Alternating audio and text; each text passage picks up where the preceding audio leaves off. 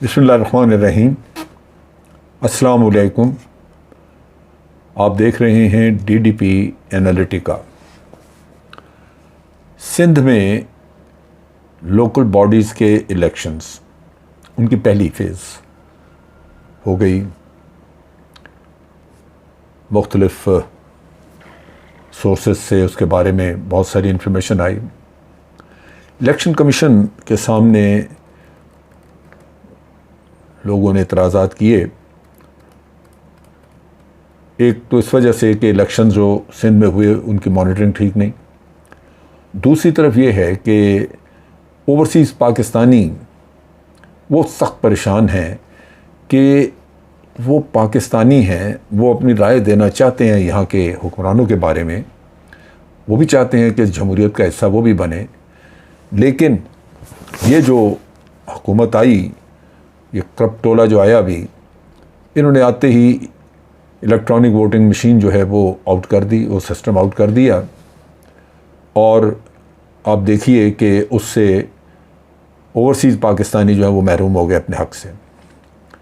ویسے بھی electronic voting system اگر پاکستان میں یہاں بھی استعمال ہوتا اور یہ الیکشنز اس کی بنیاد پہ ہوتے تو بہت ساری جو خرابی ہیں ہمارے الیکشن کی، جو اس میں ریگنگ وغیرہ ہے، وہ ختم ہو جاتی، بڑی حد تک کنٹرول ہو جاتی۔ لیکن چونکہ پیپلز پارٹی اور PMLN ان کی کامیابیوں کا انحصار ہی اسی ریگنگ پہ اور اپنی مرضی کے لوگ لگوانے پہ ہے، تو یہ تو افورڈ نہیں کر سکتے کہ یہ ایسا شفاف الیکشن ہو جس میں کہ الیکٹرانک سسٹم آ جائے اور پھر یہ دھاندلی کر نہ سکیں۔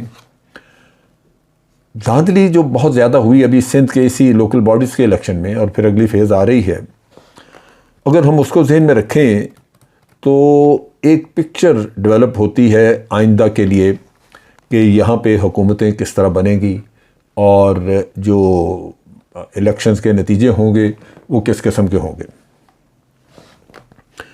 یہاں پہ تمام پولیٹیکل پارٹیز نے سندھ میں سوائے پیپلز پارٹی کے باقی تمام وہ پارٹیاں بھی، یعنی PTI کے علاوہ دوسری وہ پارٹیاں بھی جو کہ آج اتحادی ہیں PDM میں پیپلز پارٹی کے، وہ بھی چل آؤٹ ہے۔ انہوں نے اتھارٹیز کو، یعنی خاص طور پہ الیکشن کمیشن کو کہا کہ یہ جو مذاق کیا جا رہا ہے الیکشنز کا، یہ ایسا ہمیں کم از کم یہ بھونڈا مذاق نہیں چاہیے۔ جو مرکز میں یہ اتحادی ہیں آج یہاں پہ چلا اٹھے اور سندھ میں ایک قرام مچا۔ لوگوں نے مطالبہ کیا، یہی پولیٹیکل پارٹیز نے، جس میں کہ UI بھی شامل ہے جو بڑی ان کی فرنٹ رنر اور بڑے اتحادی ہے، اس کے مولانا سمرو نے، انہوں نے کہا جی ہم یہ الیکشن نہیں مانتے، اس کو نل اینڈ وائڈ ڈکلیئر کیا جائے، یعنی یہ الیکشن جیسے ہوا ہی نہیں۔ اب سندھ میں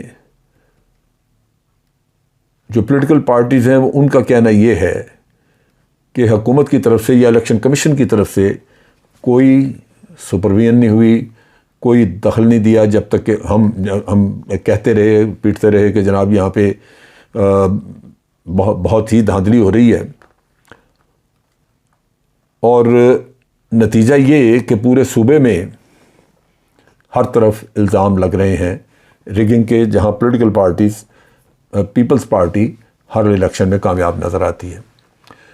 میں نے خود ویڈیوز دیکھی ہیں جہاں پہ کہ پیپلز پارٹی کے لوگ پولیس کی سپرویژن میں جعلی ووٹ ڈال رہے ہیں، وہ خود کاپیاں ہاتھ میں پکڑی ہوئی ہیں اور ان پہ موریں لگا لگا کے اکٹھے بہت سارے ووٹس بکسے میں ڈال رہے ہیں، کوئی پوچھنے والا نہیں۔ پولیٹیکل پارٹیز دوسری جو آج اپوزیشن میں ہیں، وہ یہ کہتی ہیں کہ آج نظر یہ آ رہا تھا کہ سندھ کی پولیس جو ہے وہ پیپلز پارٹی کا ہی حصہ ہے، ان کا صرف فرق یہ ہے کہ یہ ان کا ایک مسلح ونگ ہے، مسلح حصہ ہے ان کا، یعنی ان کے پاس ویپنز بھی ہیں اور ہیں بھی وہ پیپلز پارٹی کے، چنانچہ ان کے رویے اگریسو، بڑا جارحانہ، اور انہوں نے ان پورے ووٹنگ سسٹم کو ہوسٹیج کیا ہوا تھا۔ اب یہاں پہ ان دھاندلیوں کی وجہ سے اکثر جگہوں پہ سندھ میں لاٹھیوں کی بارش، لڑائیاں آپس میں، بہت وائلنس ہوئی، بلکہ 2 لوگ تو جان سے گئے، کئی زخمی بھی ہوئے، اور نتیجہ یہ کہ یہ مار دھاڑ والا الیکشن آج اپوزیشن کی پولیٹیکل پارٹیز اس کو تسلیم کرنے کو تیار نہیں۔ ان کے خیال میں ان کے لوگوں کو موقع ہی نہیں ملا، کیونکہ پولیس کی ہیوی ہینڈڈنس کی وجہ سے سوائے پیپلز پارٹی کے کینڈیڈیٹس کے باقی کسی کو بھی وہاں پہ کوئی موقع نہیں ملا کہ وہ کچھ کر سکے۔ تحریک انصاف ان کے جو اور ایم کیو ایم متحدہ قومی موومنٹ نے تو پریس کانفرنسز وغیرہ کر کے بھی، اور پھر جی ڈی اے جو ڈیموکریٹک الائنس ہے، انہوں نے بھی، جمعیت علماء اسلام وغیرہ ساری پولیٹیکل پارٹیز نے، پاک سرزمین پارٹی، مجلس وحدت مسلمین پارٹی، ان سب نے بہت ہی سٹرونگ قسم کی پروٹیسٹ کی ہے، اور انہوں نے یہ ظاہر کیا ہے کہ الیکشن ان کو قبول نہیں جس حالت میں یہ ہوا ہے۔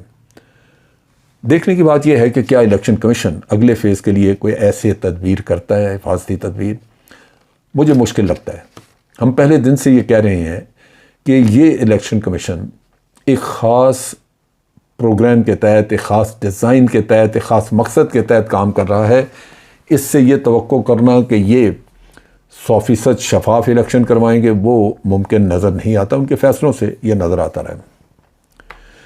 آج یہ تمام پولیٹیکل پارٹیز نے الیکشن کمیشن کو بلیم کیا، اور انہوں نے کہا کہ جو کچھ ہوتا رہا، تباہی مچتی رہی، الیکشن کمیشن کہاں تھا؟ ان کے لوگوں نے کہیں بھی جا کے نہ انویسٹیگیشن کی، نہ چیزیں چیک کی۔ نتیجہ یہ کہ یہ ایک ڈھونگ اور مذاق، بڑا ظالمانہ مذاق عوام کے ساتھ کیا گیا، اور اپنی مرضی کے کینڈیڈیٹس ہیں وہ جتوائے گئے۔ اب یہاں پہ جو صورت مجھے نظر آ رہی ہے وہ یہ ہے کہ آگے پہلے تو یہ ضمنی الیکشن آ رہے ہیں، پھر جلدی یا بدیر آپ دیکھیں گے کہ جنرل الیکشن بھی ہوں گے۔ یوں لگتا ہے کہ فیصلے کیے جا چکے ہیں کہ حکومتیں کس طرح بنے گی۔ جو ووٹنگ کا پیٹرن اور جس طرح کا بیہیویئر نظر آیا ہے آج الیکشن کمیشن کا، اس سے جو پکچر ابھرتی ہے وہ یہ ہے کہ پی ٹی آئی کو ہر حالت میں ہر جگہ سے باہر رکھنا ہے۔ پی ٹی آئی نہ کسی صوبے میں نظر آئے گی اور نہ ہی فیڈرل گورنمنٹ میں، یہ واحد مقصد ہے۔